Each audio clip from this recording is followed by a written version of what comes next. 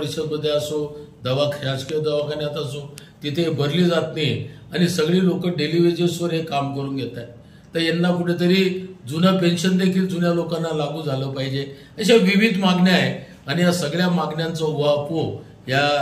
2 जानेवारीला होणाऱ्या अधिवेशनामध्ये केला जाणार आहे आणि यांच्या पाठीशी महाराष्ट्र प्रदेश काँग्रेस कमिटी, अखिल भारतीय काँग्रेस कमिटी आणि जळगाव जिल्हा आमची काँग्रेस कमिटी ठामपणे यांच्या पाठीशी उभे राहून यांच्या ज्या न्याय्य मागण्या आहेत त्या मागण्या त्यांच्या पदरात पाडण्यासाठी आम्ही काँग्रेस पक्षाची पूर्ण ताकद आज अखिल भारतीय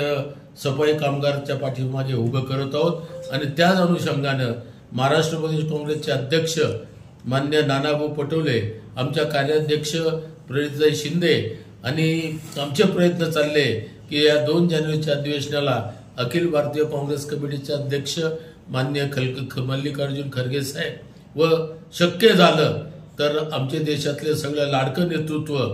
माननीय खासदार राहुलजी गांधी यांनी या ठिकाणी उपस्थित राहावं, जळगावला यावं, अशा प्रकारचं आग्रहाचं निमंत्रण काँग्रेस पक्षाच्या वतीनं आणि अखिल भारतीय सफाई मजदूर काँग्रेसच्या वतीनं त्यांना करण्यात आलंय. अजून त्यांची तारीख निश्चित आम्हाला मिळाली नाही, परंतु शक्यतोरी आमचे नेते मंडळी या अधिवेशनाला उपस्थित राहतील अशी आशा मी आज या ठिकाणी व्यक्त करतो.